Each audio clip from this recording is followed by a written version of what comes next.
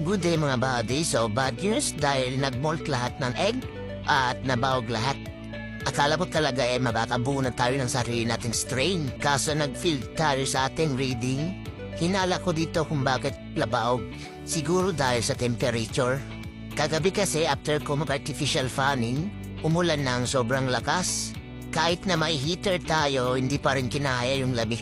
Sa sobrang lamig na mga buddy, nag-moist yung aquarium natin. Ayan kung nakikita nyo ang moisture sa sobrang lamig kagabi. Yan ang unang suspek ko kung bakit nabaog ang mga egg. Pangalawa ay siguro yung condition ko doon sa female natin, hindi ko siya na masyado pakain ng live food. So ganun talaga mga buddy, trial and error sa pag-breed ng flower horn. Susubukan pa rin natin mag-breed mga buddy hanggang sa makabuo tayo ng strain natin. So hanggang dito na lang mga buddy, happy fish keeping sa lahat. Peace out!